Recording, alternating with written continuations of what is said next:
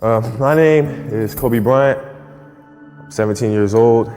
I wasn't invited to parties or friendly gatherings on the weekend. So on Fridays and Saturdays, I would go to my rec room with my basketball and basically dribble myself to sleep. And I think that was the best thing that could have ever happened to me, because during those lonely hours in the rec room, I discovered the hunger, the motivation, and a desire to be the best possible basketball player that I could be. If I just played a great basketball game, had 40 points or whatever, I'm getting all this positive feedback from people who are at the game. My head's swelling up and everything. My parents would be the first people to tell me, hey, look, you played a great game, but there's no need for your head to get all big. No need for you to get cocky and think that the world owes you something. But at the same time, when things are bad, things are going bad, they'll come up to me and say, hey, there's another day, the sun will come out tomorrow. It's time for you to move on and go for bigger sights, set some bigger goals. We were playing against the Lakers, Tom, and we were out here in LA. Look, I always try to outwork people, right? That's just how I made my mark. So the game was at 7. I was like, you know what? I'm gonna come to the Staples Center, because we were playing, this is when the Lakers had Kobe and Shaq, okay? This is like the championship Lakers. I was like, I'm gonna get there at 3 o'clock, and I wanna make sure I make 400 made shots before I go back into the room, and then I sit in the sauna and I get ready for the game. So, get in the car, get to the gym, get there, and as I'm walking onto the court, who do I see? I see Kobe Bryant, already working out. So once I set my foot across that line, I started working out. And so I worked out for a good hour and a half. And when I came off, after I was done, I sat down, and of course I still heard the ball bouncing. I looked down, I'm like, this guy's still working out? He was working out for it looks like he was in a dead sweat when I got here, right. And he's still going. And it's not like his moves are nonchalant or lazy. He's doing game moves, right. I sit there and I unlace my shoes, and I'm like, I want to see how long this goes. So I sit out there and watch, another 25 minutes. And he got done. I said, okay, I think I've seen enough. Go play, come back, get in the sauna, get ready for the game. That game, he drops 40 on us, okay? And after the game is over, I'm like, I have to ask this guy. I have to understand, why he works like that. Right. So after the game was over, I'm like, hey, Kobe, why were you in the gym for so long? He's like, because I saw you come in. And I wanted you to know that it doesn't matter how hard you work, that I'm willing to work harder than you. We were in Vegas for the start of training camp, and we were getting ready for the Olympics in Beijing. We're going to head to Beijing. And I wanted to establish myself as a young leader on the team by waking up bright and early, day one. So the goal was to be the first one at breakfast. So I set my alarm. I make sure I'm up by sunrise. I get out of bed, I put on my gear, and I head downstairs. But when I get there, Kobe's already there, with ice packs on his knees, drenched in sweat. Now, it took me a minute to figure it out, but this guy wasn't only awake before me. He had already worked out. He had just played in the finals days earlier. Meanwhile, I'd been off for months and I was still exhausted. What he had done that morning was incomprehensible to me. That dedication he had only days after falling short of an NBA championship. That taught me something I've never forgotten. Legends aren't defined by their successes. They're defined by how they bounce back from their failures. So when you think about the greatest players of all time, 90–80% of them have God gift of natural talent, ability, body, right? So Jordan, 48-inch vertical, right? You got the big hands, right? You got LeBron, right? You have Shaquille O'Neal, right? Then Magic, 6'9" point guard with vision. Kobe, standard. If I give you 6'6" and then took every 6'6" guard in the NBA and NBA history, you would never find him, right? You would never find Kobe because he didn't have big hands, right? He wasn't quick, he wasn't fast. 38-inch vertical, that's standard. If you don't have a 30-inch vertical, you're not even a shooting guard in today's game, right? And what he did with that body, it's like you took You took a S500 and he was pushing it like a Bugatti. That's what we look at. We look at the normal person fighting gods. Yes. You're playing against the Golden State Warriors. Score is 107-109. You guys are close to getting into the playoffs. You're about to take your shot, and then all of a sudden, boom. Falls down. Again, he's struggling. He's at the line to shoot free throws, so he can't be taken out of the game right now. Right after you were injured, you went on Facebook and you posted a lengthy blog. This is such BS. All the training and sacrifice just flew out the window with one step that I've done millions of times. The frustration is unbearable. The anger is rage. Why the hell did this happen? Makes no damn sense. Now I'm supposed to come back from this and be the same player or better at 35? How in the world am I supposed to do that? I have no clue. Maybe I should break out the rocking chair and reminisce on the career that was. Maybe this is how my book ends. Maybe Father Time has defeated me.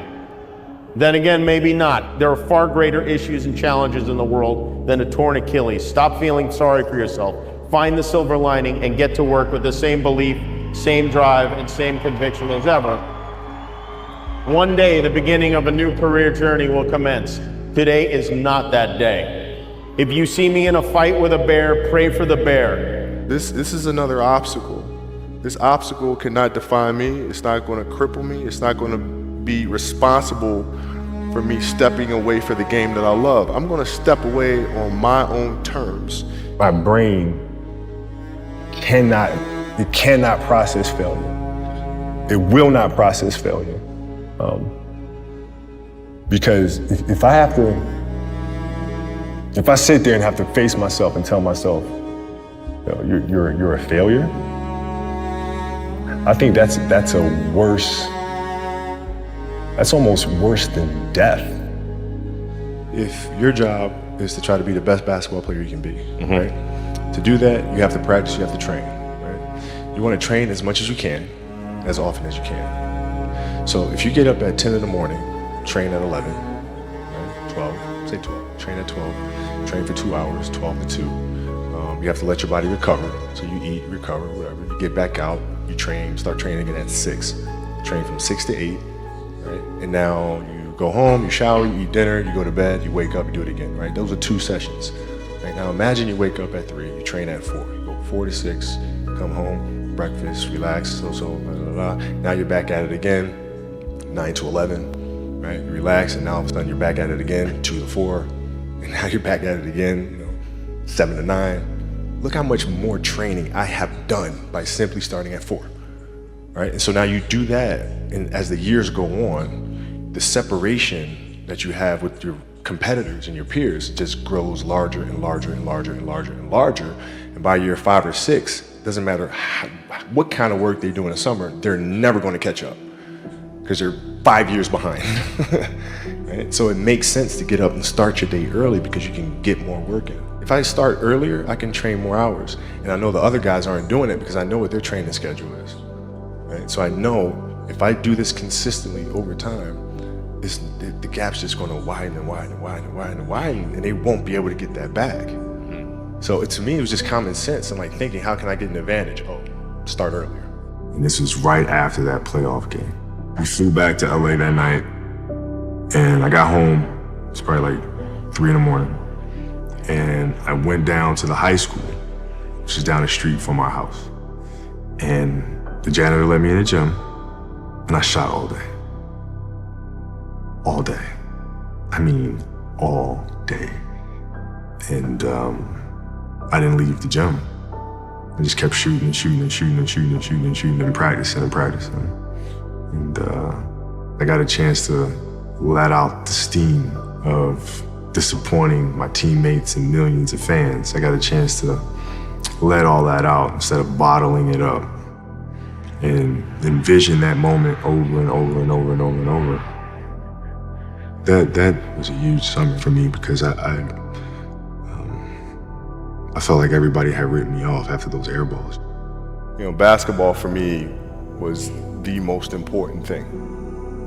So everything I saw, whether it was TV shows, whether it was books I read, people I talked to, everything was done to try to learn how to become a better basketball player.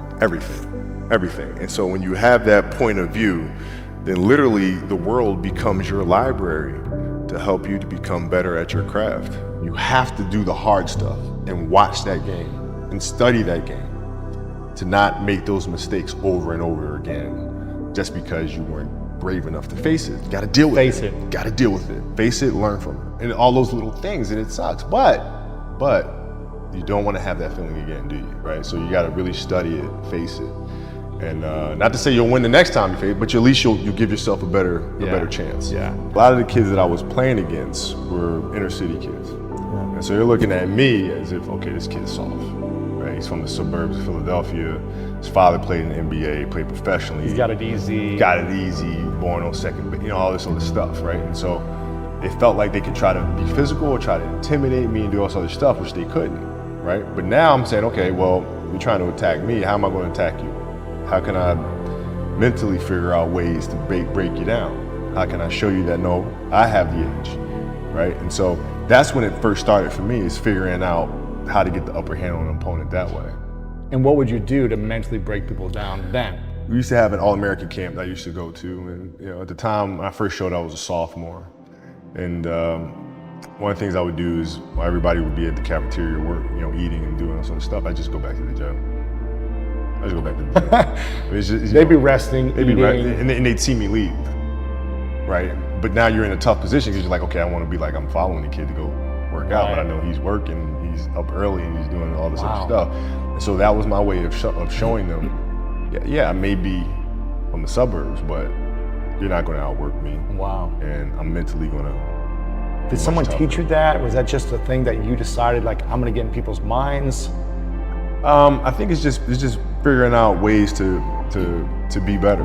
There's a quote from one of my English teachers at Lower Merion named Mr. Fisk. He had a great quote that said, "Rest at the end, not in the middle." And that's something I always live by. I'm not going to rest. I'm going to keep on pushing now. There are a lot of answers that I don't have, even questions that I don't have. But I'm just going to keep going. I'm just going to keep going. And I'll figure these things out as you go, right? And you just continue to build that way. So I try to live by that all the time. You got a lot of people paying their hard-earned money to come watch you perform. It's your job to be in shape. It's your job to be strong enough to perform at that level every single night. And as a competitor, I'm not ducking shit. Like, it's not, oh my God, my back hurts, I'm sore. We got to play Vince Carter and Toronto Raptors tonight. We actually had this happen. We had a game against Toronto in 2000, and Vince was tearing the league up. My back was jacked. But like the perception of that, like what? Kobe's missing the game against Toronto and Vince Carter because my back was really spasming. But people will be like, what? Oh, he's ducking Vince. Excuse me? No, I don't think so. So I would be in the layup line like, okay, there's a lot of days where you can rest and recover. Today ain't one of them. Your back can bother you any other day. That shit ain't bothering me today. He gonna have to see me today. Yeah. Oh man. Yeah. Well, what does losing feel like to you? It's exciting. Why is it exciting? Because it means you have different ways to get better. There's certain things that you can figure out that you can take advantage of, right? Certain weaknesses that were exposed that you need to shore up, right? So it was exciting. I mean, it sucks to lose. Right. But at the same time, there are answers there if you just look at them. Because you get the information from losing more than from winning, probably. Yeah. I mean, the answers are there when you win too. You just have to look at them. Yeah. Right. So it's a constant process. It's exciting when you win. It's exciting when you lose because the process should be exactly the same, whether you win or you lose. As you go back and you look and you find things that you could have done better, you find things that you've done well that worked. Figure out how did they work, why did they work, how can you make them work again? Yeah. And but the hardest thing is to face that stuff. I wanted to be one of the best basketball players to ever play. And anything else that was outside of that lane, I didn't have time for. At what age did that goal become crystal clear? I made that deal with myself at 13 years old. At 13 years old? 13 years old. That's the you deal were I made. crystal clear about it? Crystal clear. And where did inspiration come from? The love of the game. the love of the game, the challenge. Like I would watch Magic play, I'd watch Michael play, and I would see them do these unbelievable things, and I'd say, you know, can I get to that level? I don't know, but let's find out. Let's find out. And so that curiosity to see where I could push this thing led me down that path, I think. I think the greatest fear that we face is ourselves, actually. You know, I think it's not anything that's external or anything that's superficial. I think the greatest fear you face is yourself, because you know, we all have dreams, and it's very scary sometimes to accept the dream that you have. And it's scarier still to say, okay, I want that. It's scary because you're afraid that if you put your heart and soul into it and you fail, then how are you going to feel about yourself, right? And so being fearless means putting yourself out there and going for it. No matter what, go for it. Not for anybody else, but for yourself. At 13 years old, you know, I played the longer game because my game wasn't about being better than you at 13. It was to be better than you when, you know, the chips are really on the line. So when you played at 13, I would size you up and see what your strengths and weaknesses are. How do you approach the game? Are you silly about it? Are you goofy about it? Are you good at it just because you're bigger and stronger than everybody else? Right? Or is there actually thought and skill that you put into it? Right? And when I'd play to my weaknesses. I wouldn't play to my strengths. I played to my weaknesses. Because when you're playing summer basketball, there's so many games. So there's not a lot of skill work being done. So when are you going to get better? Right? When you're playing in competition situations, you're only playing to your strengths. Why? Because you want to win. Right? So what I would do, I was work on the things during those games that I was weak at. Left hand, pull-up jump shot, post game. Right? So I have a strategy. And so then fast forward to when I'm 17 and my game is completely well-rounded, and that player at 13 that I saw at 13 is still doing the same shit at 17, now you got a problem. The Mamba mentality simply means trying to be the best version of yourself. That's what the mentality means. It means every day, you know, you're trying to become better. And it's a constant quest. It's an infinite quest. So starting at the age of 2, when I first started playing the game, and on and on and on, I always ask questions. I always try to get better every single day. Like my kids at 2 could do a lot of things. Mm-hmm. Right? At 2, I could dribble a basketball. I could shoot a basketball on the Nerf hoop at the house, and I would go to practice with my father. I would observe my father. I'd sit and watch games with him. And was he your first coach? Yeah, man, I guess you could say that. You know, a lot of things I learned by being around the game. Mm-hmm. Right? So by the age of 6, I was already strategizing versus other 6-year-olds. I think the best way to prove your value is to work, is to learn, is to absorb, to be a sponge. But you always want to outwork your potential. You know, as hard as you believe you can work harder than that. And that's what I tried to do when I first came in the league. But you know, basketball is such a direct competition sport that me coming in at 17, I hated when like my teammates would say, you know, I get hit with an elbow, right? Shaq would hit me with an elbow in practice, and like, you know, Nick Van Exel will come up and say, "Are you okay?" I'm like, what? Wow, are you okay? What the hell's wrong with you? You know, so like I always had that extra chip on my shoulder. So like every day in practice for me was really trying to annihilate everybody that I was playing against. Because I wanted to prove you don't need to babysit me. Like I'm fine, you know. Breaking news in this Sunday afternoon, 5-time NBA champion, former league MVP Kobe Bryant died earlier this afternoon in Los Angeles in a helicopter crash. The world was heartbroken yesterday by a helicopter accident in Los Angeles that claimed the lives of 9 people, including that of Kobe Bryant and his 13-year-old daughter, Gianna. Life is short and it's fragile, and we don't know how many birthdays we have, so we don't have to have a birthday to celebrate, just celebrate life. And if you haven't told someone you love them, do it now. Do it, tell people you love them. Call your friends, text your friends, hug them, kiss them. Those times when you get up early and you work hard, those times when you stay up late and you work hard, those times when you don't feel like working, you're too tired, you don't want to push yourself, but you do it anyway. That is actually the dream. That's the dream. It's not the destination, it's the journey. And if you guys can understand that, then what you'll see happen is that you won't accomplish your dreams. Your dreams won't come true. something greater will. And what brings you the most joy right now? Being with my family. Really? That is the most fun. Hanging out with them all summer, being able to like do things that I ordinarily couldn't do. Yeah. Because of training, because of season and stuff like that. So being around them and watching Bianca grow up, because there are a lot of things that I missed with Natalia and Gianna because I was playing. So being there every day with them is so much fun, man. So it brings me the most joy. No one knows how much time we have.